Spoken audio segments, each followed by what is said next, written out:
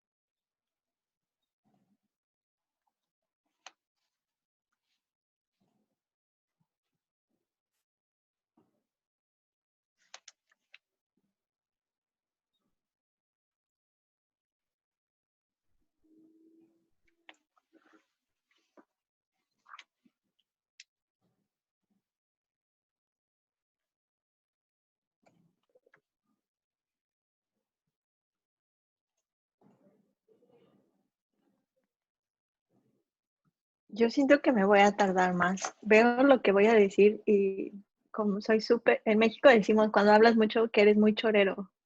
E Ya, hice perfecto. live en Facebook. Creo Con que toda la esa, gloria. ya podemos comenzar. Ok. Ya estamos en vivo. En primer lugar, quiero darle la bienvenida a todas las personas que se han conectado a través de nuestras redes sociales, Facebook y a través de Zoom.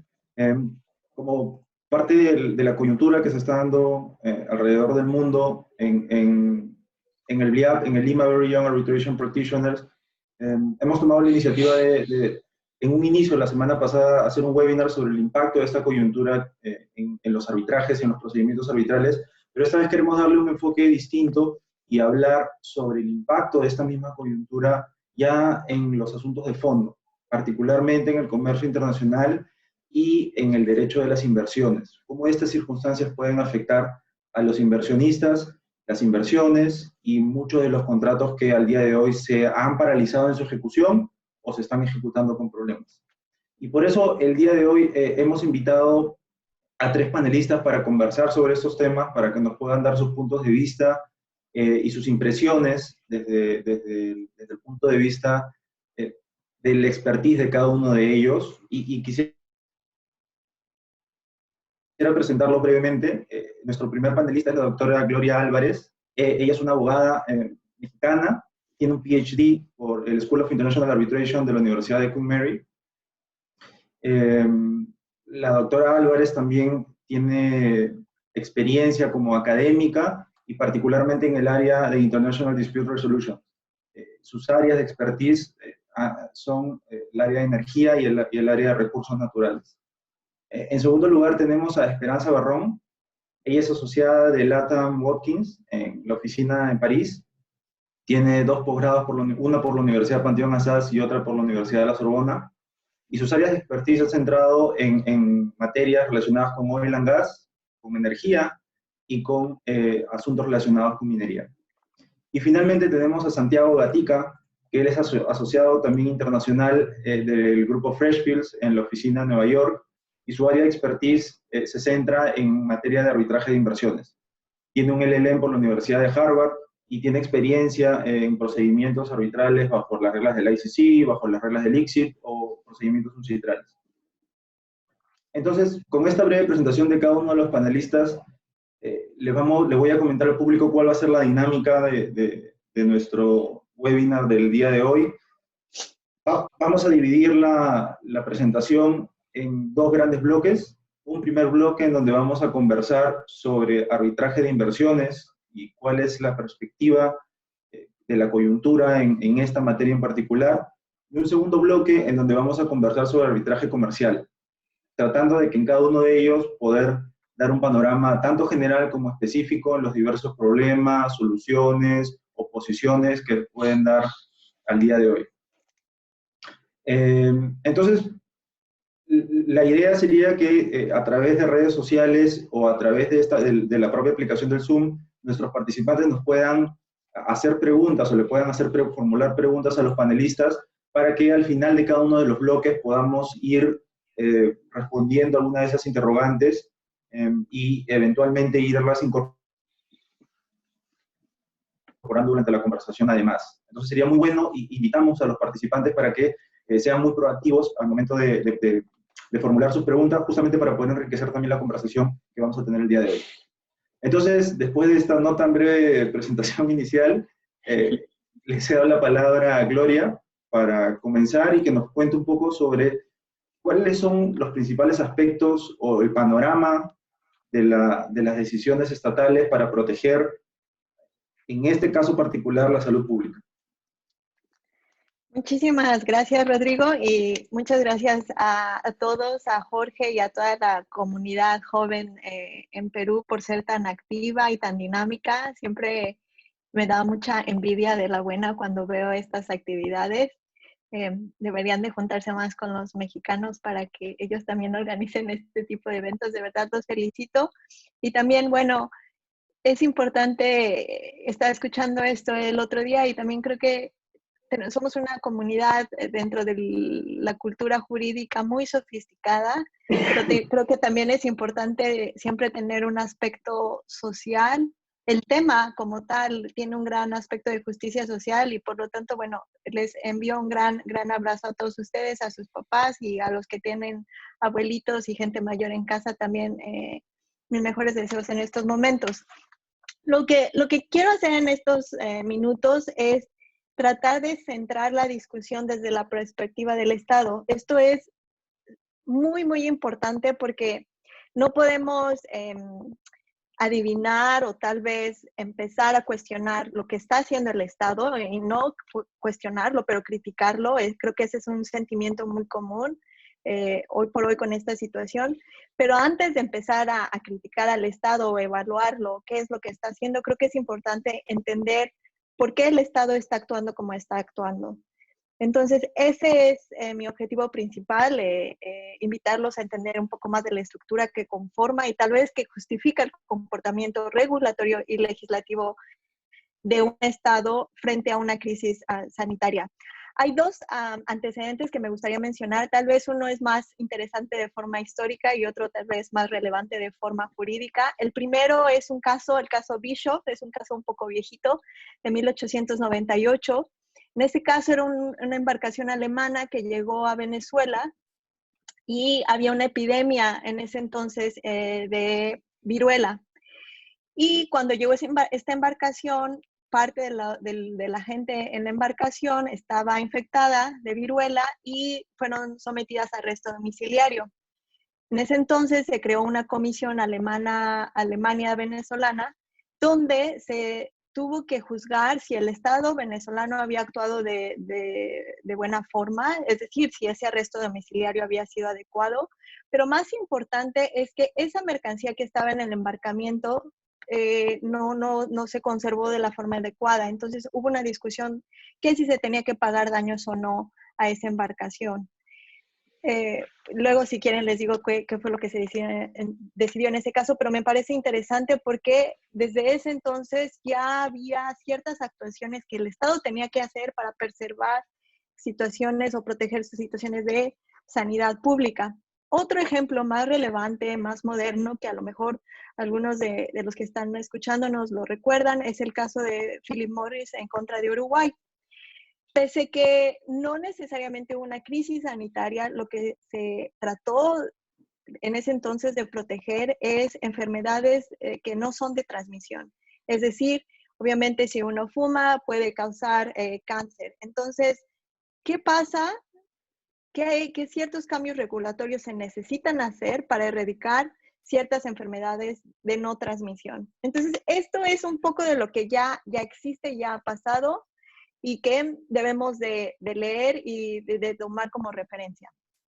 Ahora, cuando un Estado reacciona o empieza a nivel doméstico a cambiar políticas públicas y legislación para proteger ciertas situaciones de emergencia sanitaria, hay que recordar que la fuente principal tal vez es el derecho internacional, obviamente dentro del contexto de arbitraje en materia de inversión. Entonces, esto es algo que se va a platicar más en detalle por Santiago, pero la OMC, la Organización Mundial de la Salud, tiene estrategias de propagación para el control de ciertas enfermedades. Entonces, mucha de la información científica que sabemos hoy del COVID-19 viene de la OMC. ¿Ok? Entonces, esto ya lo sabemos. La OMC, por ejemplo, cuando fue el caso de Philip Morris, tenía una estrategia que se llamaba la estrategia Empower. Una estrategia, y este concepto es el que quiero tratar de introducir a todos ustedes, una estrategia de policía del Estado, el Estado actuando como un policía, que es vigilar, proteger, ofrecer ayuda, advertir, hacer cumplir y, si es necesario, en el caso de Philip Morris, por ejemplo, aumentar impuestos para que la gente deje de comprar tabaco. Ahora, esto es a nivel OMC, a nivel internacional. ¿Qué pasa en estados de América Latina? En nuestras constituciones va a haber algo específico que se refiere al derecho humano a la salud. Y más de forma detallada va a haber algún derecho que se refiera al derecho del Estado soberano para regular salud, higiene pública, incluso en algunas legislaciones, perfeccionamiento físico, moral y social de todos los habitantes. Entonces, esto, ok, hay una fuente a nivel internacional, pero todo esto está cristalizado en la mayoría de nuestros documentos constitucionales. Ok, entonces el Estado tiene ciertas instrucciones a nivel internacional, tiene ciertas competencias a nivel constitucional. ¿Qué hace el Estado? El Estado empieza a crear políticas para el control y disuadir al público. Empieza a regular el tránsito aéreo, el tránsito terrestre. Por ejemplo, aquí en el Reino Unido ya Heathrow está cerrado, todos los aeropuertos grandes, Luton, Gatwick. Empieza con políticas de resguardo domiciliario, quédate en casa, prohibir reuniones o congregaciones de cierto número de personas. Por ejemplo, aquí a mí no me gusta el tenis, pero si a ustedes les gusta el tenis, Wimbledon se canceló y es una póliza de seguro bastante impresionante que se está ejecutando al momento. También el gobierno puede declarar que ciertas profesiones o ciertos oficios son esenciales, por ejemplo, los enfermeros, los recolectores de basura, etcétera. Los policías, algunos maestros, algunas guarderías para infantes, etcétera. Y bueno, en el caso de México, algo muy interesante que seguro vamos a ver algún desarrollo arbitral. Por ejemplo, el Estado puede declarar que ciertos proyectos de contratación con el Estado son esenciales y otros no son tan esenciales. Y eso, por supuesto, que hace que nuestros oídos presten muchísima atención porque eso es bastante interesante, porque despierta posibles violaciones al inversionista o definitivamente pudiera parecer como discriminatorio hacia otras compañías que a lo mejor no tienen estos contratos con el Estado. Bueno, ya que sabemos o que estamos viendo qué actuaciones está haciendo el Estado, eh, tenemos que entender cuál es la anatomía de defensa y de conducta que va a hacer el Estado. ¿Qué es lo que el Estado nos va a contestar cuando está creando estas políticas de disuasión al público?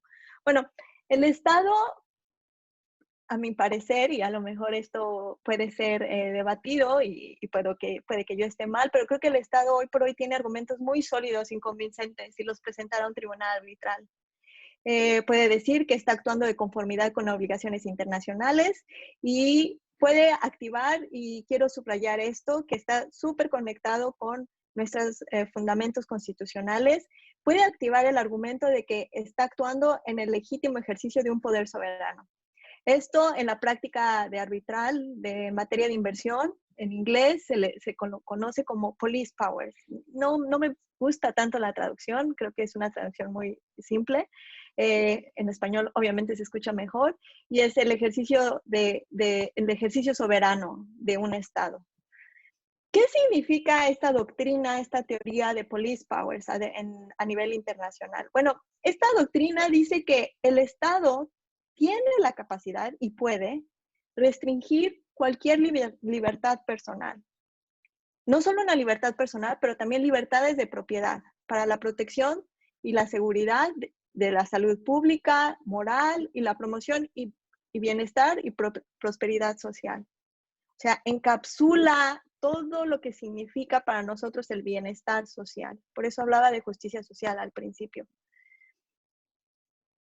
A nivel internacional, se describe estos police powers como el poder de un Estado por excelencia para controlar a compañías, para controlar a las personas, y esto es bien interesante, sin incurrir en responsabilidad internacional. Es decir, que la conducta del Estado es tan importante que ya no es necesario ni siquiera debatir si hay una violación a un inversionista, porque lo que se está tratando de mantener es el orden público. Y el orden público, si lo acomodamos en una pirámide, es más importante que cualquier protección a un inversionista extranjero o nacional. Esto es lo que a nivel teoría es lo que se debate, es lo que se platica. Ahora, a nivel de práctica puede que haya diferentes discusiones al respecto y es parte de esta presentación. No quiero adentrar más de forma técnica o de forma muy académica respecto a esto, pero cuando se ha cuestionado si el Estado efectivamente está ejecutando esos poderes soberanos de policía, es importante analizar esa conducta desde dos formas. ¿Fue razonable esa conducta del Estado? ¿Y fue de buena fe? Creo que esto es básico, cuestionar si es de buena fe o si fue razonable. En mi perspectiva, creo que algo que es súper interesante y difícil son cuestiones de prueba, por ejemplo.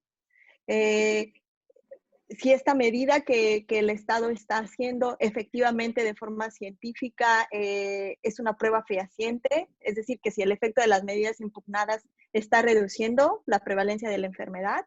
Eso es algo que se discutió en el caso de Philip Morris, y a lo mejor ahí fue más claro si estas políticas de cambiar el paquete de los cigarros, de la caja de cigarros, efectivamente hacía que la gente comprara menos cigarros.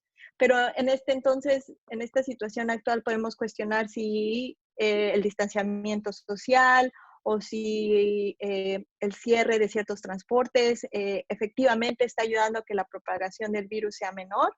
Y un ejemplo muy interesante es lo que está pasando en Suecia, que no están existiendo estas políticas tan severas. Entonces hay que analizar, es cuando se analiza si esto es razonable, si esto es proporcional. Se asumiría que es de buena fe, pero tal vez no. Pero bueno, creo que esto es tal vez las primeras indicaciones, las primeras características que me gustaría invitarlos a reflexionar y tal vez tratar de poner en un marco del horizonte actual. No sé, Sí, ¿ustedes qué muchas gracias, piensan? Gloria.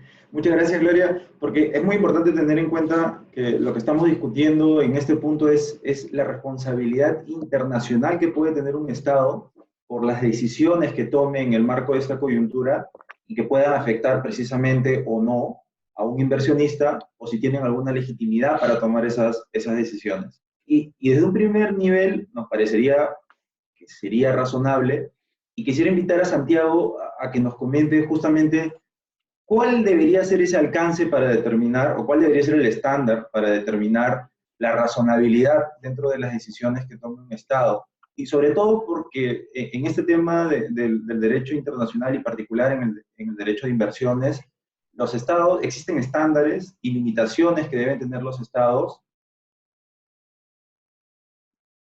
al momento de actuar, y los inversionistas, por contraparte, tienen defensas que pueden invocar frente a un Estado. No sé si nos puedes comentar un poco sobre eso, Santiago. Muchas gracias, Rodrigo. Gracias a todos. Espero que estén en sus casas cuidados y gracias por la posibilidad de hacerme poner una camisa y peinarme después de algunas semanas. Así que es un gusto estar acá y ya nos veremos en persona con un pisco. Yendo a este tema, la verdad que, y dando un poco la otra cara de la otra ventana del mostrador para generar el debate y también y dar las dos posiciones, la realidad es que hoy no se discute que el Estado tiene bajo sus constituciones, bajo ciertos estándares internacionales, bajo las guías que se puedan promover de ciertos organismos y ante situaciones de emergencia, el poder de regular. Las medidas que están tomando están dentro de su poder de regular. La pregunta, Rodrigo, es justamente como decís tú, ¿cuál es el alcance de esa medida y cuál es la limitación? Seguramente el inversor no le va a ir a decir al Estado, no, tú no podías mandarnos a la casa, tú no podías declarar mi industria no esencial y cerrarme, tú no podías nacionalizar mi compañía en este caso de emergencia. Seguramente te digan, sí, vos estabas en tu poder de hacerlo. La pregunta es, ¿tengo que pagar o no tengo que pagar por eso? ¿Soy responsable o no soy responsable? Vi el caso de Perú, que la mayoría de la audiencia asumo que es de ahí, y hice algunos deberes para ver, ustedes tienen una red de casi 30 tratados bilaterales de inversión, 9 acuerdos de comercio, de libre comercio con capítulos de inversión, que proponen los estándares típicos del sistema del derecho internacional de inversiones. Para aquellos que estén menos interiorizados, lo digo resumidamente, protección contra expropiaciones directas, o sea que el Estado me saque el derecho de propiedad sobre la inversión, expropiación indirecta, que quizás no me saca el derecho de propiedad, pero por ejemplo me expropia el 80% de los activos de mi compañía. Y bueno, fue una privación sustancial. O no me protege, no me da una protección segura y plena a mis inversiones ante el caso de, por ejemplo, que el día de mañana haya manifestaciones, agresiones hacia mis instalaciones. O trato justo e inequitativo, que me discriminen a mí por ser que me discriminen a mí en una industria y no en otra que, por ejemplo, también te viola el trato nacional porque protege a nacionales y no extranjeros, una tentación bastante atractiva para gobiernos quizás de cierta naturaleza ideológica y que también obviamente hacen política, muchos de sus gobernantes, ¿no? Entonces, no discutimos que tiene ese derecho, no discutimos que las medidas seguramente muchas se tomen con ese propósito y estamos en una situación de emergencia. No quiero minimizarla, ni sonar el diablo, ni el demonio, ni desconsiderar ese aspecto. La pregunta es, después de que se toma, sea exitosa o no, ¿tiene el Estado que pagar o no es responsable? Entonces, siendo estas limitaciones, le voy a mostrar casos concretos antes de entrar a las limitaciones de cosas que están pasando hoy y podrían pasar mañana, que seguramente van a ser objeto de casos o discutidos. No digo que tengan razón o no, pero que seguramente se diriman ante un tribunal arbitral. Ve el caso de Italia, por ejemplo, el país más afectado. Nacionalizó a Italia. Esa empresa ya estaba hace 2 años siendo administrada por el Estado. Si así eran los efectos de tomar las medidas que la aerolínea tuviera que tomar para sobrevivir la crisis, el Estado ya la controlaba, pero dio un paso más, la nacionalizó. ¿Tiene que pagar o no tiene que pagar por eso? En Italia, tomaron hoteles, tomaron equipamientos médicos, diciendo que después verán cómo lo pagan. ¿Tienen que pagarlo o no?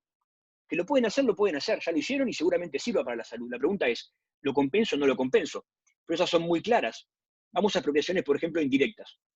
Los países tienen criterios diferentes para decir que la industria es esencial o no. Se está viendo que en muchos países de industria que son esenciales no lo son para otras. ¿Qué criterio uso para delimitarlo? ¿Es no discriminatorio? ¿Es no arbitrario? ¿Es transparente? Si me cierran mi negocio y me fundo. También estamos en una situación de crisis, pero si mi negocio puedo probar que en realidad era esencial, por ejemplo. O la medida puede haber sido más liviana. O el Estado tomó esas medidas, pero lo hizo un mes tarde, como muchos gobiernos que se le critica a Estados Unidos y Gran Bretaña, que tomaron medidas tardías y rechazaban la magnitud del virus. Veamos a Bolsonaro, que no lo pongo en el caso de arbitraje de inversión porque Brasil no ratifica tratados de inversión. pero para él todavía esto no pasa nada. Entonces, otros ejemplos. Cuando haya que salvar empresas, quizás. ¿A quién salvo? ¿Al sector con reglas claras y transparentes para que todos los que las cumplan se puedan acoger? ¿O voy a primar, en violación del trato nacional o capaz del trato de la nación más favorecida, a las empresas domésticas sobre las extranjeras? Ahí hay un caso que, incluso yendo a Perú de vuelta para llevarlo a su realidad, y que me corregirán lo histórico, pero entiendo que en el año 2000 hubo un plan de salvataje de bancos ante una crisis muy importante que estaban viviendo, y con ciertos requisitos el Estado te aseguraba cierta liquidez ante una crisis que tenían en ese país en momento en Perú. Hubo un inversor francés, René Rosé de Levy, que inició un arbitraje de inversión contra Perú, por ejemplo, y dijo: salvaste a los bancos locales, no me salvaste a mí, yo estaba en las mismas condiciones. Ese es el tipo de reclamos que se pueden que se pueden ver venir. Hay algunos en caso de Europa de la crisis del 2008 también. ¿Qué pasó? En ese caso ganó Perú, que tiene un buen track record de arbitrajes de inversión, porque se probó que no fue un trato discriminatorio contra el nacional francés, sino que su banco en concreto no cumplía los requisitos para ser salvado. Pero te lleva a la discusión, te lleva al arbitraje, te lleva a tener que ir a discutirlo. Entonces les acabo de dar medidas muy concretas. Por ejemplo, Trump en Estados Unidos está obligando a General Motors a fabricar otro tipo de productos que en vez de autos. General Motors seguramente sea una empresa americana la estructuración, pero si lo hace con una empresa extranjera, si le discute la legitimidad de ese poder, o la necesidad de ese poder, o la arbitrariedad de ese poder, van a dar casos. Entonces, el derecho internacional recoge ciertas excepciones, como decía Gloria, y el primer caso, lo primero que hay que hacer es ir a ver al tratado concreto. Como saben, y para los que no lo explico más básico, el derecho internacional de las inversiones son protecciones de recurrir al arbitraje internacional dadas por tratados entre dos o más países que dicen a los inversores de un Estado que inviertan en el otro Estado: le doy estas protecciones: expropiación, trato justo y equitativo, protección plena y seguridad, el trato nacional, etc. Y si no lo cumple, puede recurrir a arbitraje para dirimirlo. Entonces, los tratados muchas veces prevén excepciones ellos mismos. Y me tomé el trabajo de mirar algunos tratados de Perú, y por ejemplo en los acuerdos de inversión más recientes de Perú con Estados Unidos, con Canadá, se prevé expresamente, por ejemplo, que no habrá expropiación indirecta cuando se tratan actos regulatorios no discriminatorios por parte del gobierno, que son diseñados y aplicados para proteger objetivos legítimos como salud pública, seguridad y medio ambiente. O sea, hay tratados de Perú que hoy, en negro sobre blanco, lo establecen expresamente. Habrá que ver entonces si es discriminatorio o no, o si hay circunstancias excepcionales. Pero ¿qué pasa si, como la gran mayoría de los tratados de Perú son de la década del 90, del 80, y no prevén esta excepción por escrito? Bueno, el derecho consuetudinario recoge tres excepciones principales que también están recogidas en los artículos sobre la responsabilidad internacional del Estado por hechos ilícitos que creó la Comisión de Derecho Internacional de la ONU. Y empecemos por el primero, que es estado de necesidad. Esto se da cuando hay un estado tal de alteración de cierto valor que el Estado busca proteger, en este caso la salud pública, que hay que tomar medidas que en otras circunstancias podrían ser de responsabilidad, que en este caso no lo son. Y este estándar, tiene dos requisitos principales que yo creo que son los que se van a discutir, porque esta va a ser una de las defensas que seguro se va a invocar por parte de los estados, como lo veo yo. Uno, que la medida adoptada sea el único modo de responder ante la crisis, ese es uno de los requisitos, y que el Estado no haya contribuido a ese estado de necesidad. Y ambas, por más que ustedes me dirán, estamos ante la pandemia más importante de los últimos 100 años, no son tan vagas y no son tan claras en estos casos, y va a haber que ir estado por estado. Te pongo el ejemplo del único modo, como decía Gloria. Hay países que por actuar a tiempo o con diferentes respaldos científicos no han llegado a la cuarentena obligatoria. Pongo el caso de mi país, por ejemplo, Uruguay. Pongo el caso de Suecia, como estaban diciendo. Otros que la tomaron porque era necesario y más temprano, otros que las tomaron pero porque ya era tarde. Entonces, ¿el Estado contribuyó o no contribuyó a esa medida? Financiamiento del sistema de salud. Es duro, ¿no?, que un tribunal internacional se ponga a ver o a considerar, y seguramente quizás pase, si el sistema de salud estaba preparado, suficientemente fondeado por el gobierno o no, y contribuyó a que la crisis se hiciera más grave y tuviera que afectar más inversores. Esas pueden ser todas discusiones que incluso pueden ser hasta de política pública, que a veces los tribunales se ven tentados a entrar, y hay que ver a ver si era el único modo. Acá hay varios modos. La ciencia está mostrando que hay diferentes niveles de medidas que se pueden tomar. Entonces, este va a ser un debate importante, y pongo como ejemplo lo que pasó en la crisis del 2001 de Argentina, que es el principal test que hubo a nivel internacional sobre el estado de necesidad. En el 2001, como sabrán, y si hay algún argentino también acá me perdonará algún error histórico, pero fue la peor crisis histórica, social, política y económica de Argentina. Nunca hubo una peor. los bancos quebraron, corralitos, se quitó el tipo de cambio paritario que había, entonces se desajustaron tarifas públicas, hubo 40 casos, el país tenía un 50-60% de índice de pobreza, una locura.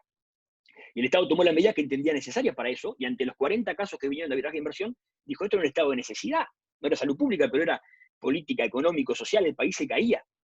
Hice lo que tenía que hacer, y de hecho después salieron. ¿Qué dijeron los tribunales? Bueno, esto no puede ser un sálvese quien pueda y hago lo que quiero ante situaciones de crisis. Podemos ver cómo es con la salud. Sino que hay limitaciones. Este no era el único modo que vos tenías de salir de la crisis. Había 3, 4 otras alternativas económicas que podían haber tomado. Capaz que eran más caras, pero estaban. O vos contribuiste con varios gobiernos anteriores que tomaron ciertas medidas que llevaban a esa crisis. Y perdió casi todos los casos Argentina. Segunda, y para hacerlo rápido, lo hago más resumidos, los propios artículos sobre responsabilidad del Estado hablan de fuerza mayor. Pero es un estándar muy estricto. Es cuando no puedo cumplir con mis obligaciones internacionales, fue un hecho externo completamente fuera de mi control, que yo no contribuí ni total ni parcialmente para suspender esa obligación. Prácticamente no hay casos de arbitraje de inversión en este, así que va a ser un lindo momento para ver cómo se aplica, pero de vuelta, es un estándar muy alto y no basta con que otras medidas sean más caras. Yo tengo que estar impedido de hacerlo.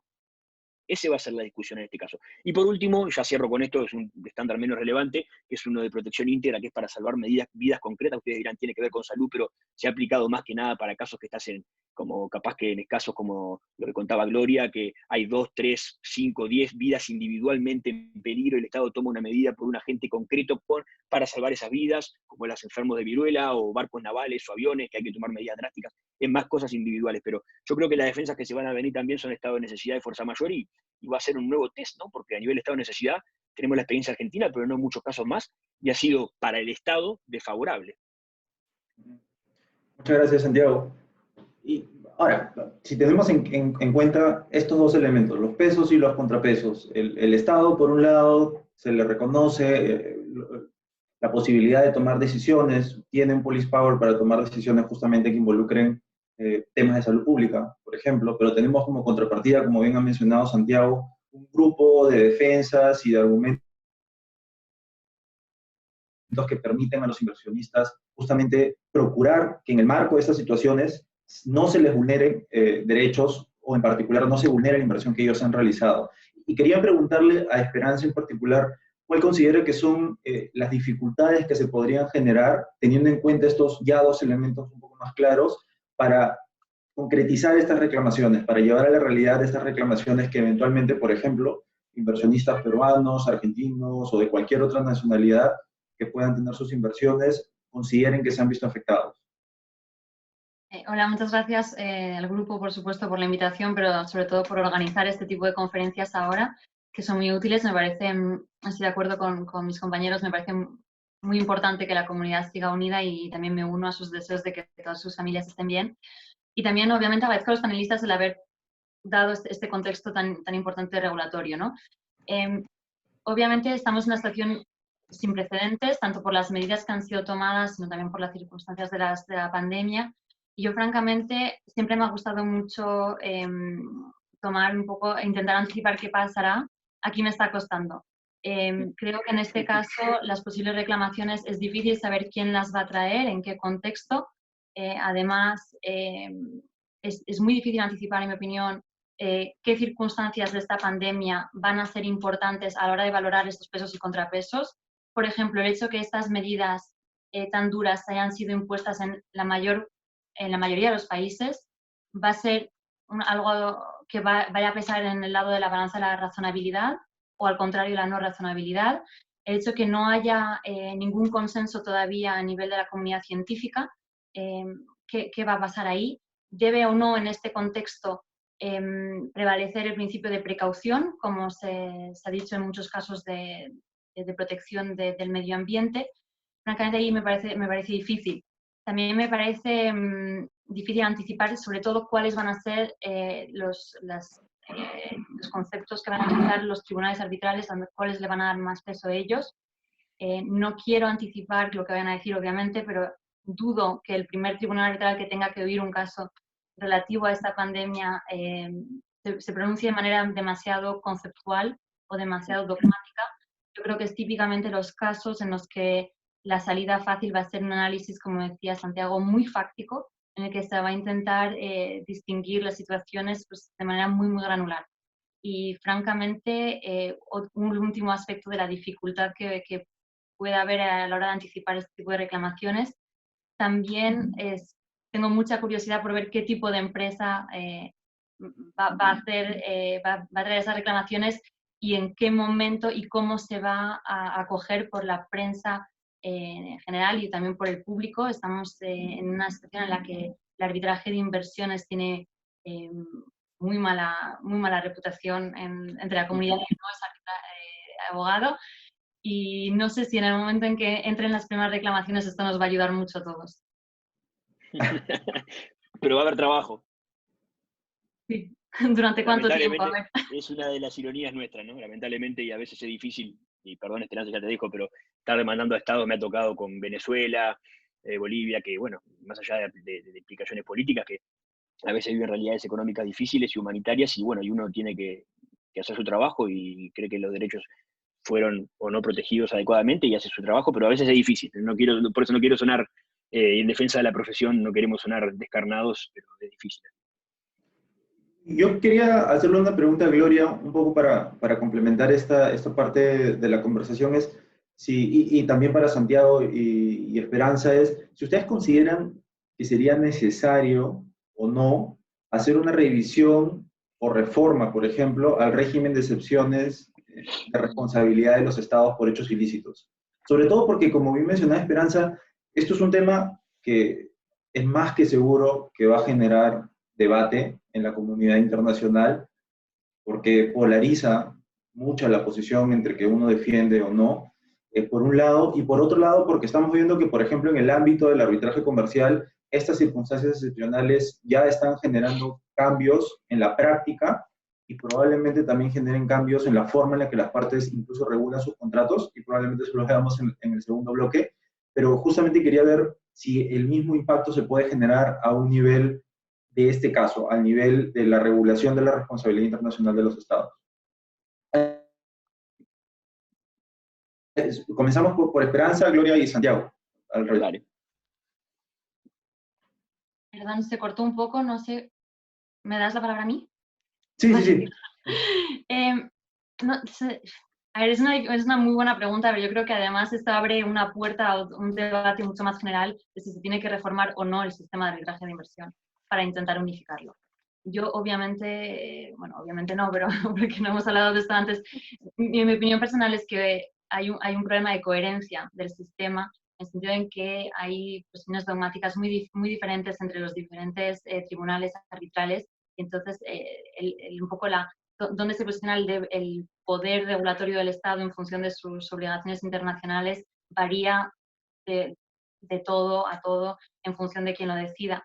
Pero eso yo creo que es un debate mucho más general, no necesariamente aplicable a este caso concreto. En este caso, de una pandemia, un estado de emergencia, un caso de fuerza mayor a nivel internacional, francamente no sé concretamente con qué utensilio, con qué instrumento se podría armonizar la regulación. No sé si los demás panelistas tienen alguna idea al respecto. Y yo creo que o sea, es una de las principales críticas de la coherencia. Es cierto que hay muchos casos que no hay una segunda instancia, son las principales críticas que están haciendo. También yo creo que eso da la libertad para que, como tú decías, Esperanza, y como yo decía antes, se pueda atender a las situaciones facts específicos, o sea, en español, caso a caso. La realidad de cada país es diferente, sus poblaciones, sus medidas, su impacto, su sistema sanitario. Entonces, también una reforma o una codificación o una rigidización que puede beneficiar a ciertos países puede desfavorecer a otros.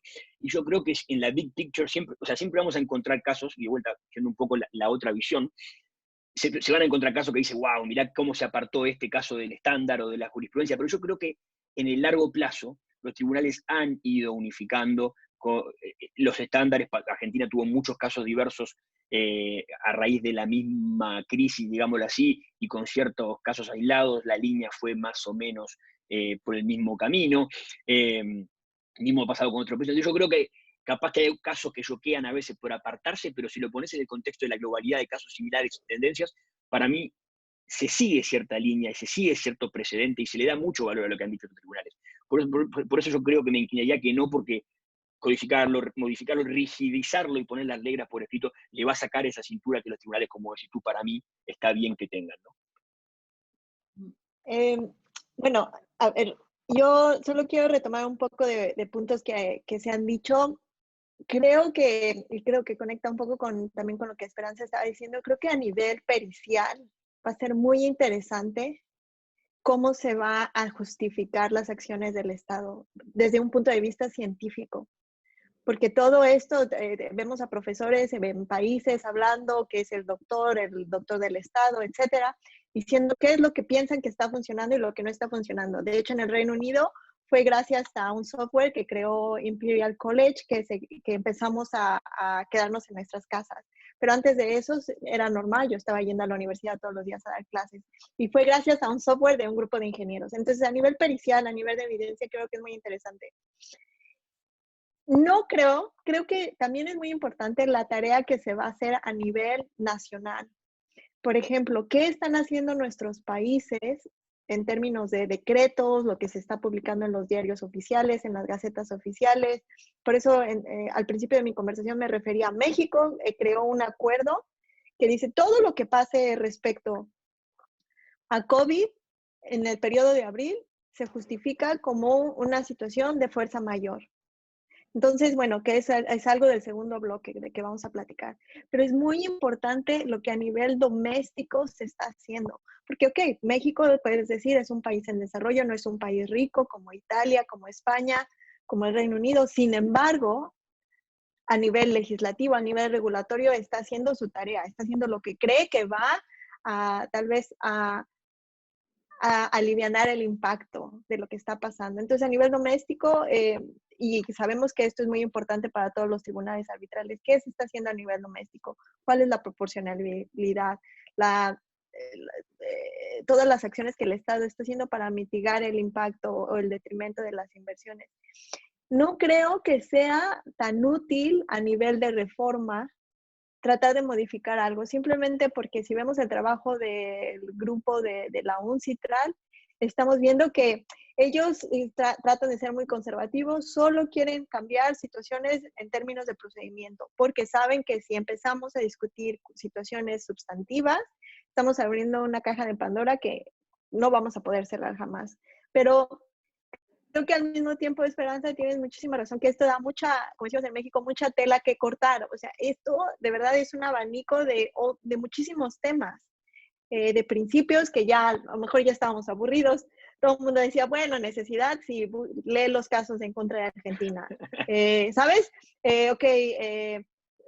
Situaciones de sanitarias, lee Philip Morris. O sea, había muchísimas cosas que pensábamos que ya estaban dichas, que ya estaban discutidas, que ya sabías en dónde leer, pero ahora, y creo que en ese sentido es algo muy bueno. Yo sé que el arbitraje de inversión es muy controvertido, pero creo que en este momento puede darnos una oportunidad para verificar que también podemos cuestionar las acciones del Estado y proteger a los inversionistas o viceversa, porque también tenemos contrademandas, pero creo que eso es algo muy importante, cómo el sistema nos puede ayudar para reactivar todas estas controversias económicas.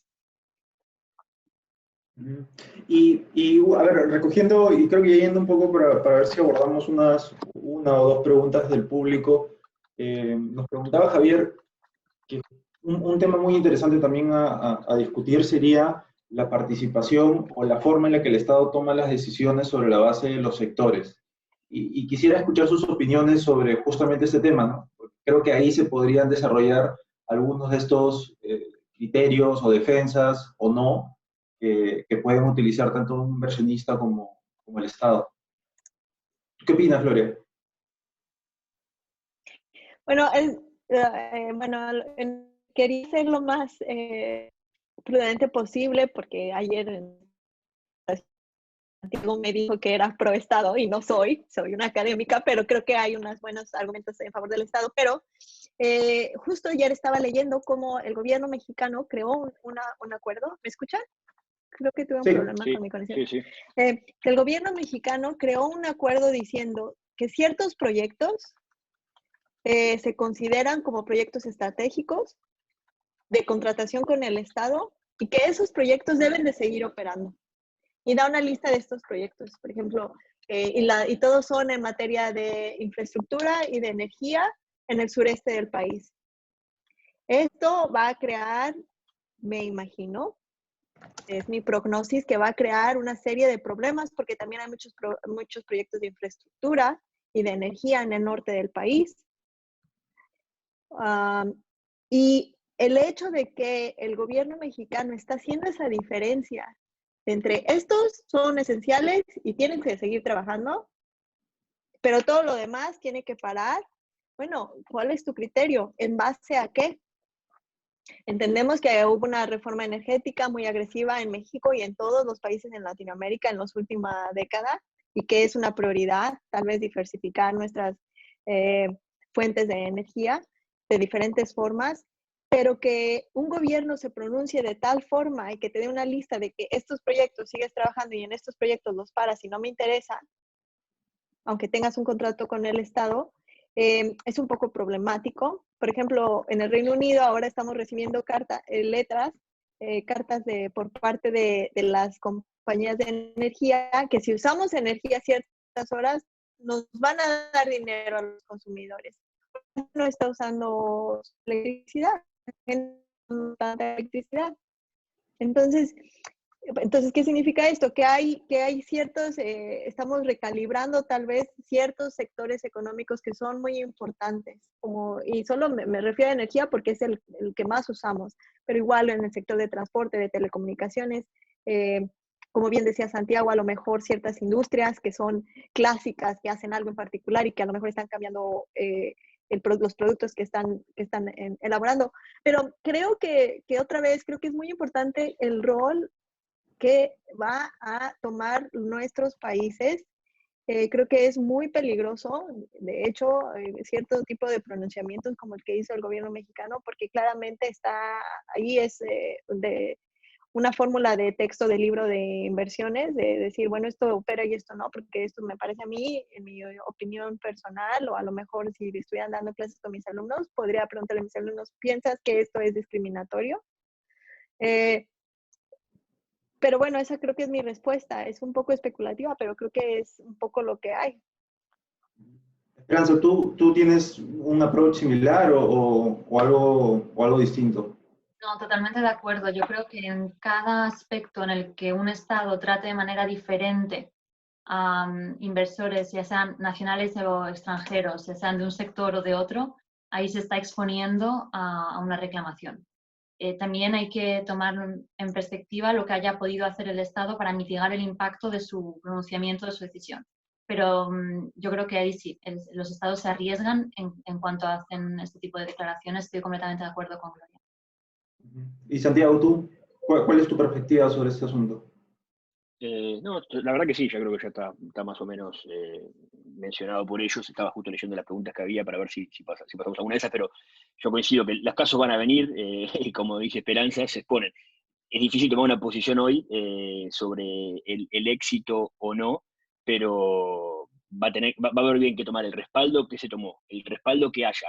Tener en cuenta que hoy la ciencia no está pudiendo brindar la solución rápida a este problema y también se está experimentando mucho, o sea, también dando un poco del otro lado del mostrador de lo que dije antes para que Gloria no me acuse de inversor, pero también está bueno para el debate que haya los dos bandos, ¿no? Los casos van a venir, nosotros vemos la verdad que más trabajo y todos estos elementos son los que van a estar en juego. Javier Ferro dice, bueno, es importante el sustento técnico que haga el Estado para soportar esa toma de decisiones, pero tal vez, y hay que ser un poco honestos, es que el Estado tiene una cierta agenda, ¿no? Tienes un sexenio o 4 años para gobernar y tu proyecto de campaña fue una refinería, un proyecto eólico, y como eso fue tú lo que prometiste como candidato presidencial, y eso es lo que vas a cumplir. Entonces, ok, debe de haber un sustento técnico, pero también hay que saber que en muchos de estos, cuando le das prioridad a un proyecto, es lo que se espera, que sea apoyado mediante evidencia económica y técnica, pero también sabemos que a lo mejor simplemente fue una promesa de campaña y entonces le estás dando prioridad como gobierno a esa promesa de campaña que hiciste. Pero bueno. Creo que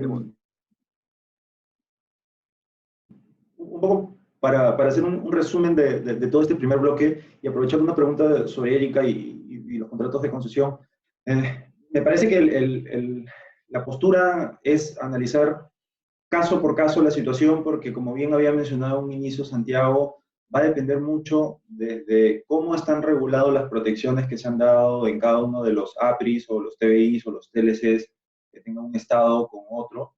La forma en la que esté regulada esa protección va a depender mucho sobre posiblemente los argumentos que puedan utilizar o no un inversionista.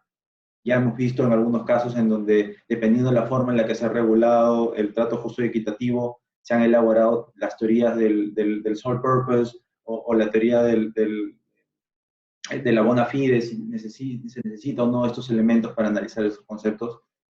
Y creo yo que, también recogiendo una de las preguntas que se habían hecho, así como Argentina generó durante el periodo de la crisis jurisprudencia en materia de inversiones, bastante jurisprudencia en materia de inversiones, así como, por ejemplo, al día de hoy España, con los arbitrajes en relación a las renovables, está generando jurisprudencia en temas específicos. Mi perspectiva es que esta coyuntura va a generar también un gran grupo de jurisprudencia, por supuesto, algunas más distintas que la otra, pero creo que va a generar un grupo de jurisprudencia y creo yo que va a ayudar a algo muy importante, que creo que es una de las cosas que más inquietan a los usuarios del sistema de inversiones, que es que a veces faltan decisiones para crear justamente líneas en las que medianamente ya se puede prever o se puede hacer un pronóstico de cuál podría ser una decisión o cómo se debería evaluar un caso en particular. Y yo creo que todo esto va a ayudar, como decía Santiago, a generar trabajo, pero también va a ayudar a poder demarcar un poco mejor las líneas en las que los estados pueden tomar decisiones y las líneas de acción que también debería tener un inversionista, porque también seamos también claros, que el inversionista considere que se le ha afectado no necesariamente significa que tiene que ser indemnizado por esa situación, porque como bien había mencionado Gloria, hay estándares que permiten un margen de acción a los estados. Y creo que con esta reflexión final, salvo que ustedes tengan alguna adicional, no sé si... Sí, yo sí, Santiago. vi dos preguntitas, le voy a hacer mira, en un minuto, nada más. Los titulares, para no Sí. dejarlas sin contestar, no sé si recibieron más por separado. Y una de Gonzalo, tema de que los estados están sin caja, que no se va a cobrar. Esa es una pregunta que siempre se hace, me pueden invitar a otro panel a hablar solamente de cobro de laudos. La gran mayoría se cumplen sin tener que ejecutar. Yo no creo que lleve a una modificación del régimen de inmunidad estatal. Creo que eso persigue muchos objetivos, no solo protegerse ante arbitrajes de inversión. Los países, sea el país que sea, tarde o temprano tienen que salir al mercado a buscar crédito, a traer inversores. Podés demorar 5, 10, 15, 20 años que cobrás. Te pongo el ejemplo de Argentina, que no pagó por mucho tiempo algunos laudos, cambió el gobierno, pagó, ahora volvió de vuelta, se pagó. Estados Unidos le puso sanciones de comercio y tarifarias a Argentina porque le hicieron lobby 4 inversores americanos que tenían laudos para decirle no me están pagando. Y Estados Unidos, Obama levantó y dijo, che, Club de París, no le den un préstamo a Argentina porque tengo laudos sin cumplir.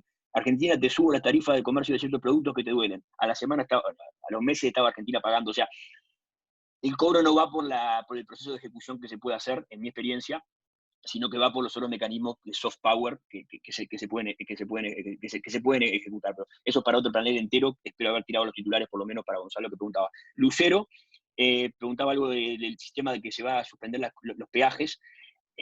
Ahí yo creo que el tema va más por el lado de la necesidad o no de la medida, ¿no? Porque a ver si es un sistema transparente, no arbitrario, aplicable a todos, que no discrimina, que no trata mejor a los en los papeles cumpliría con el checklist. Hay que ver después, vamos a discutir si era necesario, cumplió el propósito, tuvo efecto, etcétera, ¿entendés? Pero creo que si la medida blanco y negro, así como está, parece como intentando cumplir con los requisitos que tendría que cumplir. Menciono otro caso, por ejemplo, leía, creo que estaba Pablo Mori por acá mirando, que leí un artículo de él que decía que se sancionó una ley para los contratos firmados con el Estado peruano bajo la ley de contratos estatales, diciendo que hay fuerza mayor siempre en todos esos contratos por esta situación. Estoy simplificando y no soy peruano. Pero ¿qué pasa con los contratos de inversión firmados bajo otras leyes, con inversores extranjeros, que no se benefician? Hay un trato más favorable al local que al extranjero, eso podría dar lugar a violaciones. En fin, hay que ir a la casuística, pero creo que haber respondido brevemente la pregunta y no sacó más tiempo, que habló bastante. No, muchas gracias Santiago por tus apreciaciones sobre este punto en particular. Y quería pasar ya al segundo bloque, que también es un tema bastante interesante en esta coyuntura, que es ya nos alejamos un poco del derecho internacional y de estas regulaciones a través de tratados y garantías, y vamos un poco a los derechos más locales, a las relaciones, ¿no? Que pueden ser, por supuesto, las de un Estado con un inversionista o las de dos particulares, en el marco, por ejemplo, de un contrato de construcción o en el marco de un contrato de distribución.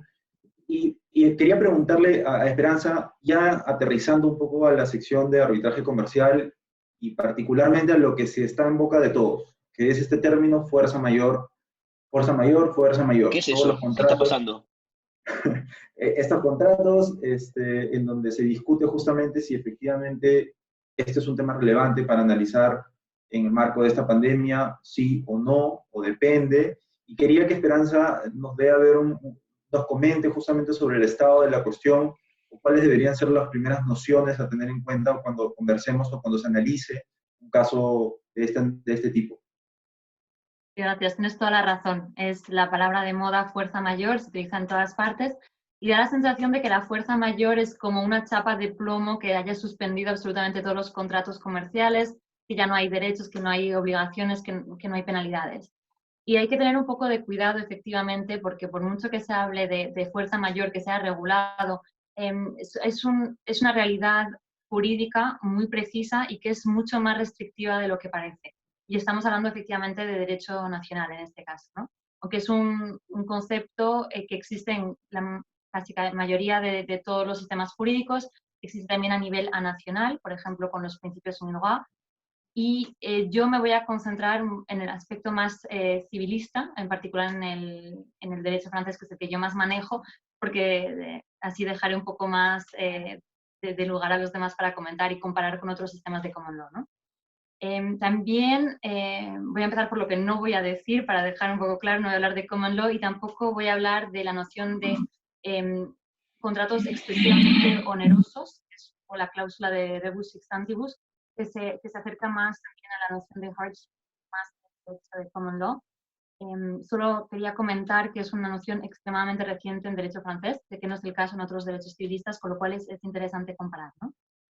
Entonces, para abordar este tema me gustaría abordarlo de dos aspectos. Un punto de vista primero de qué es la noción de fuerza mayor, intentar delimitar su definición, sus conceptos, y luego ver de un punto de vista más de litigante, de práctica de arbitraje también, cuáles son los aspectos prácticos y estratégicos que surgen en presencia de una situación de fuerza mayor. Y lo primero que me gustaría decir sobre la fuerza mayor, que es lo que es una excepción, eso es lo importante, ¿no? Porque cuando oímos hablar en la prensa o en la vida diaria de esta pandemia como una fuerza mayor, pues de verdad parece que hubo como un apagón generalizado, pero no se suspendieron todos los contratos comerciales, al contrario. Las obligaciones contractuales, incluidos todos los plazos contractuales, siguen vigentes. Entonces hay que distinguir de verdad entre los plazos procesales en ciertos procedimientos, los plazos contractuales y las obligaciones contractuales, ¿no? Porque de lo que trata la fuerza mayor en realidad es de la exoneración de responsabilidad por un incumplimiento. No trata de la exoneración de la obligación. Es una excepción. El principio sigue siendo que pacta sunt servanda y que, salvo que sea imposible ejecutar sus obligaciones contractuales, todos los actores del comercio internacional tienen la obligación de seguir intentándolo. Y cuando insisto en el que tiene que ser imposible es porque es uno de los criterios de la fuerza mayor. En derecho francés, y entiendo que es en la mayoría de los derechos civilistas, para determinar si un evento se puede considerar como de fuerza mayor, tienen que darse tres criterios. El primero es que el evento debe estar fuera del control de la parte que no respete sus obligaciones, que es el criterio de extraneidad. Y esto es bastante fácil de determinar. Por ejemplo, la pandemia actual obviamente está fuera del control de partes comerciales.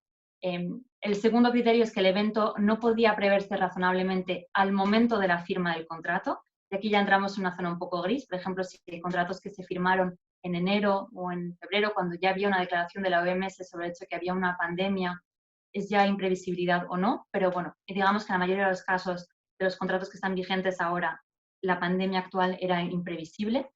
Y el tercer punto, que es el más álgido, es que el evento y sus consecuencias deben de ser irresistibles. Quiere decir que el contratista no puede ejecutar sus obligaciones contractuales.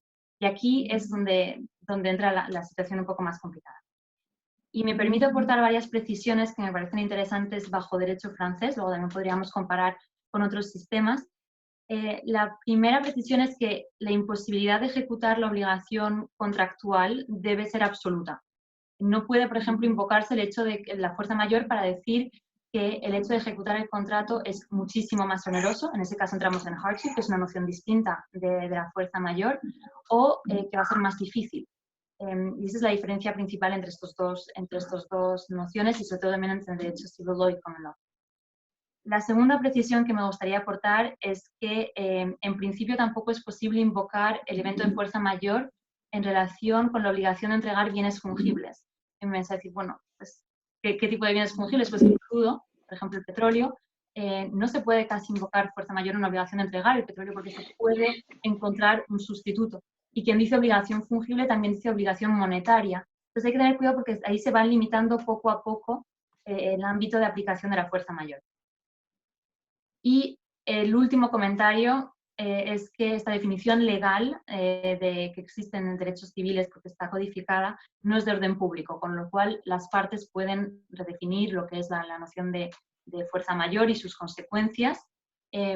En mi experiencia, todas las cláusulas que he visto de fuerza mayor, bueno, ninguna ha sido completamente extravagante, con lo cual todas tienen más o menos estos tres elementos, una noción u otra, ¿no? Entonces, con esta breve presentación ya de lo que es la fuerza mayor en derecho sustantivo, vemos que no es tan expansiva como parece y que la pandemia actual no necesariamente afecta todos los contratos comerciales, ni mucho menos. Y entonces, antes de pasar un poco al mecanismo de qué pasa cuando se determina que hay una fuerza mayor, pasa un poco a la pregunta clave, que es, ¿se puede considerar efectivamente que la pandemia actual es o no un caso de fuerza mayor? Y como ha adelantado ya Gloria, y creo que también lo ha tocado un poco Santiago, ha habido muchas declaraciones gubernamentales, decretos, etcétera, en que se considera que la pandemia es fuerza mayor, pero no necesariamente todos en el mismo nivel, ¿no? Entonces, bueno, voy a dar una respuesta de abogado, que es que depende de las circunstancias, una vez más, y depende sobre todo de la imposibilidad de ejecutar una obligación contractual, que ni siquiera quiere decir todo el contrato. Y también va a depender de qué evento particularmente estamos analizando. ¿Estamos hablando de la pandemia en sí como un evento de fuerza mayor o estamos hablando de las medidas gubernamentales como un evento de fuerza mayor? En el segundo caso yo creo que es casi obvio que sí, es decir, que las medidas gubernamentales, en la medida en que te obligan a quedarte en casa, parar tu actividad, eso es un evento de fuerza mayor que hace que es imposible ejecutar tu contrato. Sin embargo, si no hubiese habido este tipo de medidas, la pandemia en sí no está tan claro que hubiese sido un elemento de fuerza mayor y de hecho podemos dejarlo para más tarde si puede interesar a la gente, pero hay ejemplos jurisprudenciales del pasado de pandemias o al menos epidemias de dengue, de H1N1, en que tribunales arbitrales o de ébola consideraron que no había fuerza mayor y casi todos se basaron en el hecho de que no había imposibilidad de ejecutar los contratos. Y creo que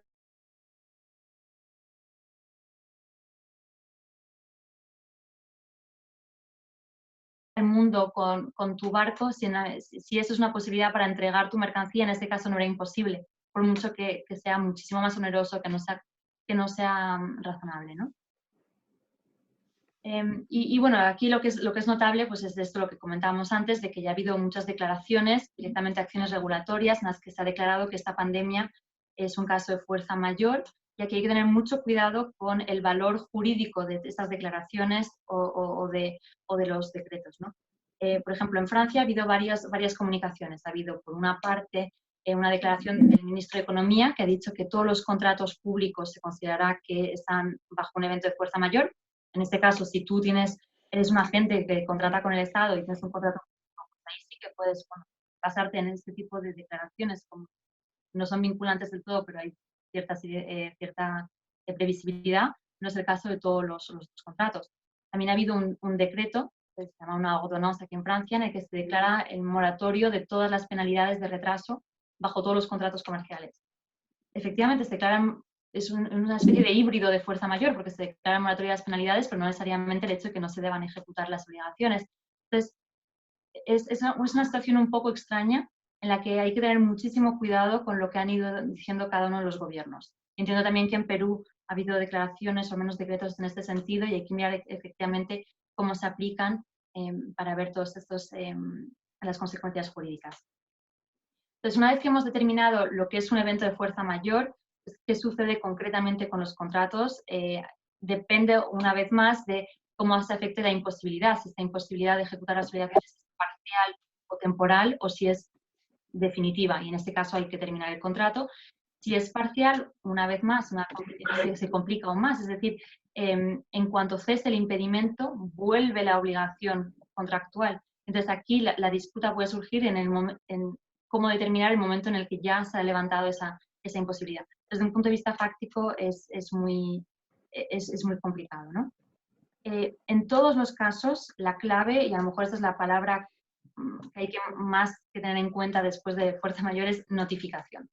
La fuerza mayor no surge de la nada y se levanta todo, como decíamos antes. Hay que notificar el hecho de que haya un evento de fuerza mayor a su contraparte.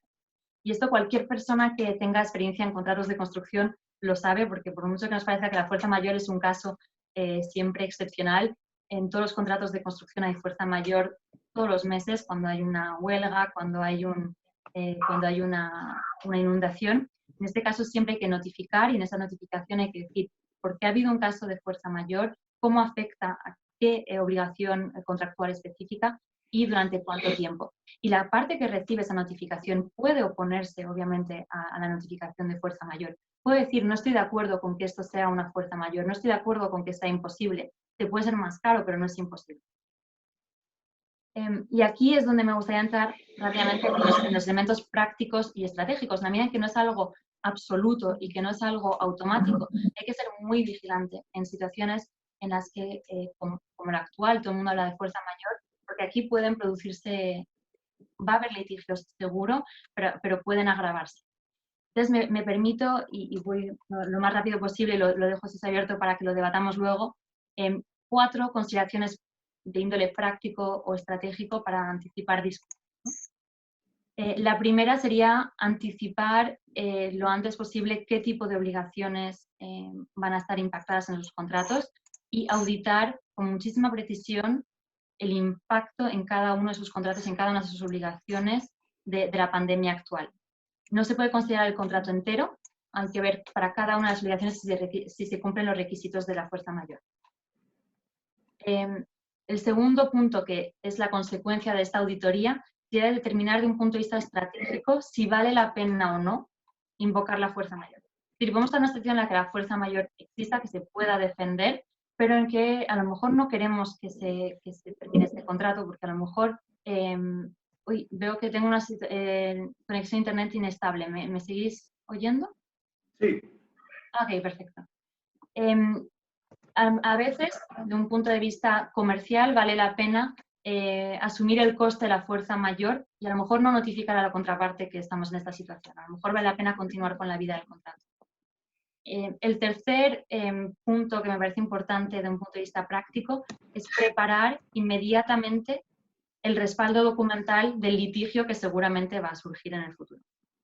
Y esto en un sentido o en el otro. Es decir, queremos o no demostrar que ha habido fuerza mayor, hay que tener una especie, como una bitácora de obra, pero una bitácora de las medidas gubernamentales que están siendo tomadas día a día y por qué esas medidas afectaron cierta obligación y hasta qué punto. Porque lo que va a ser más difícil va a ser demostrar el momento de la imposibilidad y el momento en el que se levantó la imposibilidad de ejecutar estos contratos.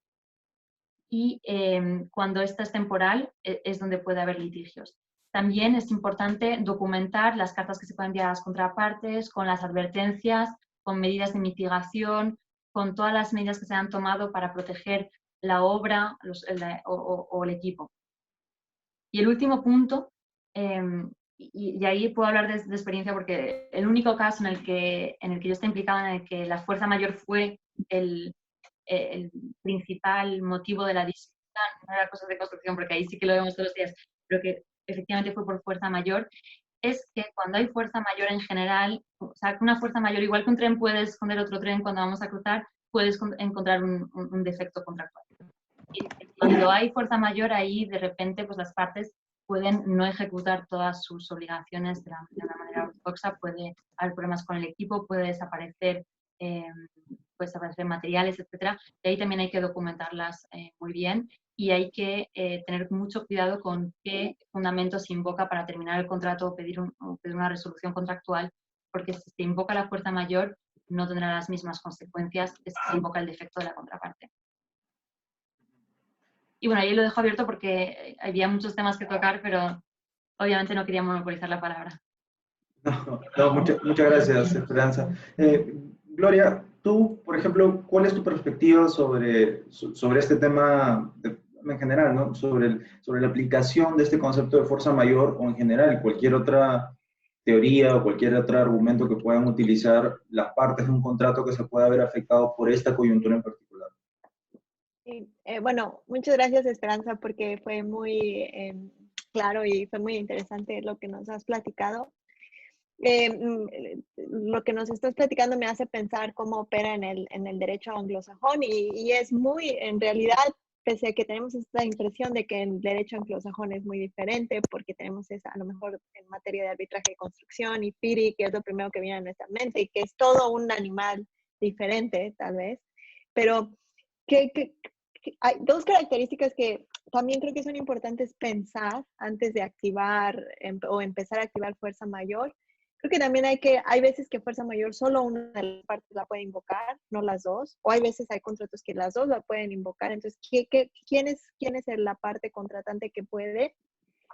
Y también otra situación es que simplemente hay cláusulas muy inteligentes o muy generosas donde explícitamente dicen que una pandemia es una situación de fuerza mayor, como estaba diciendo en el bloque anterior, en Wimbledon, hay en el evento de tenis, hay una cláusula en el contrato con la aseguradora respecto a fuerza mayor por pandemias. Entonces, es una póliza de seguro bastante generosa y obviamente muy, muy inteligente por parte de los abogados, que a lo mejor piensan, bueno, pasa cada 100 años o cada 20 años, pero bueno, pasa. Y ayer que estábamos platicando de la fiebre porcina, que desafortunadamente empezó en México, pero bueno, no es que sea tan raro, sí pasa. También en el derecho anglosajón, las mismas características se tiene que considerar si el hecho se podía prevenir o se podía previsibilidad, causalidad. También esta obligación de mitigar, que es muy importante, que hicieron las partes para tratar de mitigar, si es que pudieron hacer algo para mitigarlo. Y como Esperanza mencionaba, también la obligación de notificar es muy importante y también documentar eso, porque tal vez puede que haya otros procedimientos, no necesariamente de arbitraje como tal, pero puede haber un dispute board, puede haber otras cosas pasando al mismo tiempo que sabes que son parte de procedimientos de medios alternos de la solución de controversias paralelos, o puede ser una negociación. Por ejemplo, en uno de los proyectos que mencionaba en México no se fue a arbitraje, pero uno de los proyectos que no está en este listado que el gobierno dijo, esto es, todo lo demás se separa, todos los demás proyectos se separan, estos proyectos continúan pese al COVID. Una de las empresas fue a mediación, entonces, o como dije antes, puede haber un panel de dispute boards. Entonces es muy importante toda la documentación y todas las notificaciones que se llevan previo a activar la cláusula de fuerza mayor, pero en realidad es como opera en el derecho anglosajón, es muy, hay mucha claridad y es muy, no quiero decir que fácil, pero siento que en el derecho civil es muy importante lo que se acuerde en el contrato, porque bueno, tal vez, y sobre todo en la materia de arbitraje, porque no tenemos esta cultura de precedentes. Entonces, a lo mejor hay un caso muy interesante de fuerza mayor en el Medio Oriente, de unos gasoductos, pero bueno, no lo podemos usar porque simplemente no tenemos el beneficio de esa información.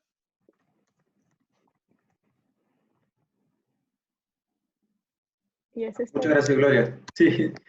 Santiago, no sé si tú tienes algún comentario o alguna reflexión sobre justamente todo este tema relacionado a los arbitrajes más comerciales. Gracias, Rodrigo. Sí, voy a ser breve también. La verdad que muy claras ambas.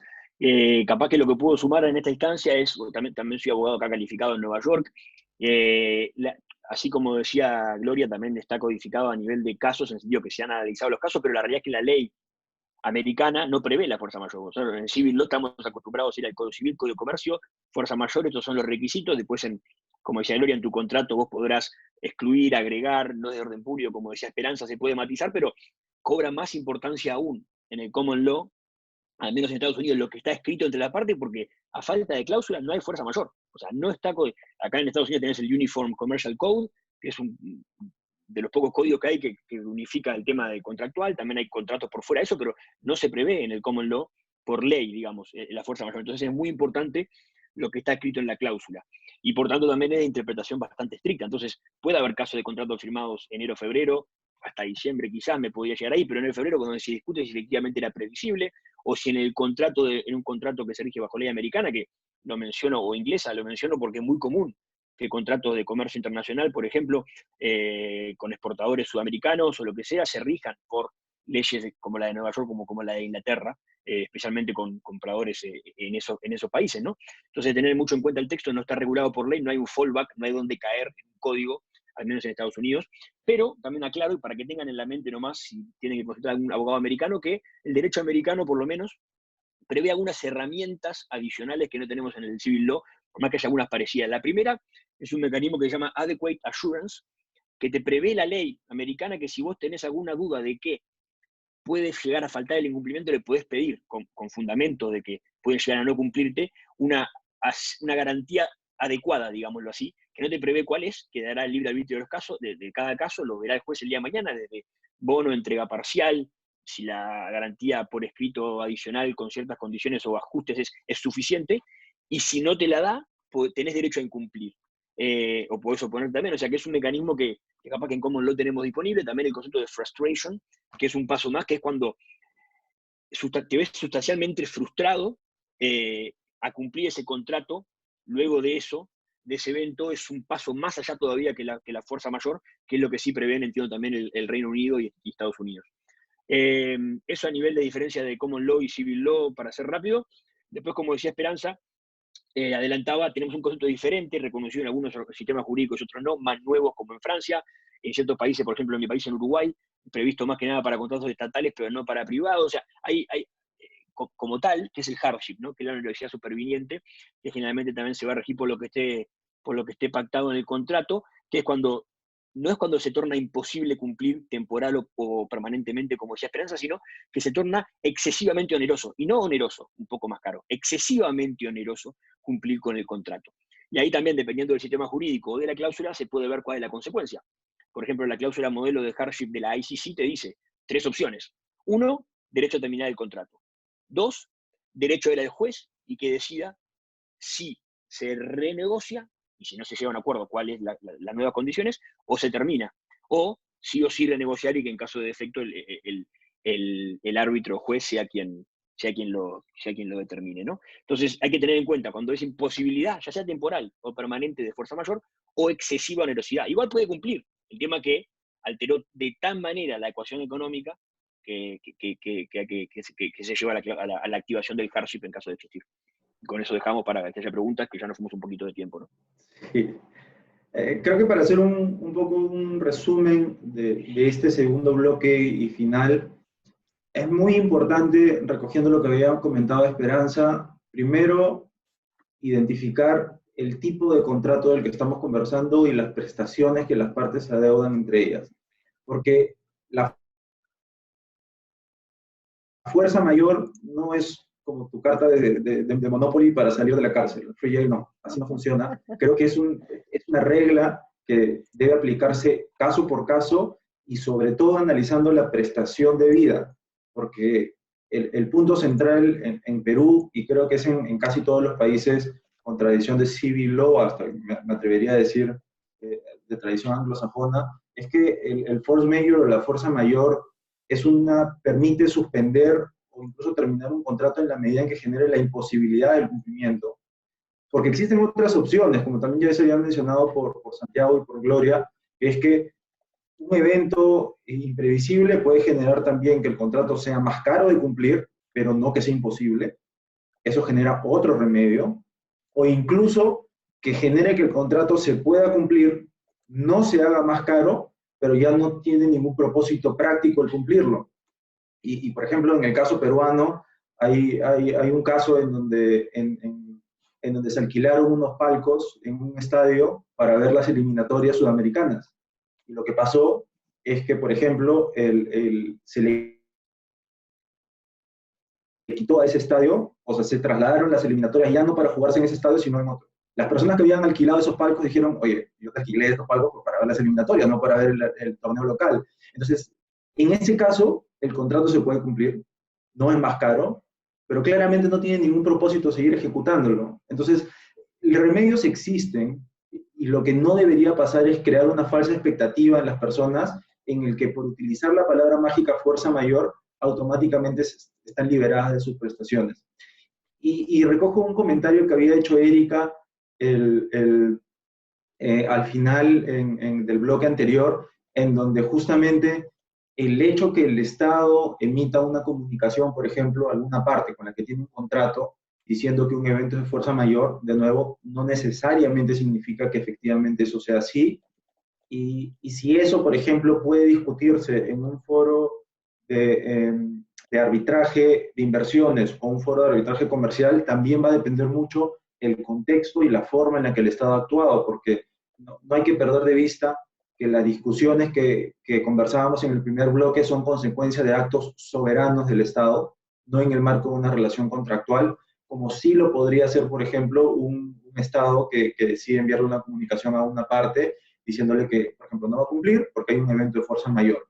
Esa no parece ser una discusión de un acto soberano en sí mismo, sino parecería más una discusión contractual, que por supuesto podemos discutir este tema de cláusulas paraguas y si eso puede verse en un foro de inversiones, que creo que también nos daría para una discusión mucho más larga, pero creo que un punto muy importante sobre este último bloque es justamente eso. Creo que el mensaje principal es analizar las prestaciones de las partes, analizar cómo está regulada en el contrato, porque es muy importante la forma en que las partes asumieron riesgos, y sobre todo tener en cuenta que estas circunstancias no generan una carta libre para que las partes incumplan con los contratos, ¿no? Y creo que ese es el principal mensaje para todas las personas que nos están escuchando en este momento, y creo que es uno de los temas. Me parece que Carolina tiene una pregunta y con esta podemos cerrar el tema. Y Carolina, a ver, nos pregunta a todo el panel, ¿qué pasa para aquellos inversionistas que, por ejemplo, están construyendo en algunas zonas en donde definitivamente el COVID no va a llegar? Parecería que no tiene una relación directa, pero la obra se tuvo que paralizar por un mandato en el gobierno. Nos pregunta, ¿el inversionista puede ser indemnizado o no, asumir los costos por parte del Estado? En mi opinión, yo creo que esta es precisamente la distinción que hacíamos entre la pandemia en sí como fuerza mayor o las medidas gubernamentales. En la medida en que tienes una prohibición de acudir a la obra y de ejecutar tu contrato, estamos en un caso de fuerza mayor. Si hubiese sido, lo vinculo a una pregunta que había visto antes de comentar los casos anteriores en los que había habido pandemias, si lo comparamos con la situación, por ejemplo, en la que hay un riesgo, un foco de enfermedad en un sitio en particular, eso no es un caso de fuerza mayor según los tribunales arbitrales, porque las partes comerciales pueden tomar medidas para proteger a sus empleados, pueden hacer controles médicos, etcétera, aunque sea muy caro, sea muy oneroso, pueden ejecutar el contrato. Entonces, la distinción yo creo que aquí es entre la prohibición del Estado de acudir a la obra o la posibilidad de ir con ciertos riesgos y con ciertas medidas mitigatorias. Y yo creo que el inversionista está en una muy buena posición de combatir esa medida legislativa o regulatoria, no sé cómo fue promulgado. Pero bueno, si esa medida, está decretada para combatir el COVID, pero no tiene nada que ver con la ejecución del proyecto, creo que por eso mencioné que en términos de evidencia, en términos de periciales, es súper importante observar y hacer el caso de que, bueno, la medida está ahí, pero no tiene nada que ver, en esta zona no hay peligro, o a lo mejor esta zona ni siquiera está habitada. No sé por qué Carolina diga, bueno, no va a llegar el COVID, que bueno que el COVID no va a llegar ahí. Pero ¿sabes? proveer evidencia al tribunal arbitral para explicar eso. Y esto es algo muy, muy importante. O sea, efectivamente, no todas las medidas tienen que afectar todo lo que sucede. Hay negocios que deben de seguir operando, porque por lo mismo tienen que seguir continuando. A veces, porque la vida sigue. Los proyectos deben de seguir después de que esto se termine. Pero bueno, también hay que revisar el contrato y qué protecciones tiene este operador o este contratista. No sé en qué industria sea. Santiago, tú tienes un comentario. No, estoy de acuerdo, eso, de vuelta, no me voy a meter en cada caso concreto y parece, bueno, ojalá que haya alguna zona aislada del COVID, ¿no? Pero es un tema final de evidencia. Si vos podés probar que no fue proporcional, que fue arbitraria, que no era necesario, como decía Gloria, va a tener que estar probarse en los papeles y demostrar si era así. Por un lado tenés el contrato, con los aspectos que dijo Esperanza, como contrato. Por otro lado tenés el tema de protección de inversiones de un tratado si es inversor extranjero, ¿no? Que son cosas diferentes. Y algunos tratados también aprovecho para comentar que tienen lo que se llaman umbrella clauses, que son cláusulas paraguas, porque en principio una disputa meramente contractual no puede, estoy generalizando, pero la regla es que no puede también llevar a una disputa de inversión a nivel internacional, si es un inversor extranjero y tiene un tratado que lo protege. Pero hay tratados, muchos, y también pasó en el caso de Argentina, que eran tema de concesiones, por ejemplo, de contrato de concesión del Estado, que se dice que disputas contractuales sí podrán elevarse y ser reclamadas bajo el tratado. Entonces, bueno, eso simplemente como detalle para aclarar a nivel de inversión. Bueno, creo que con esta última intervención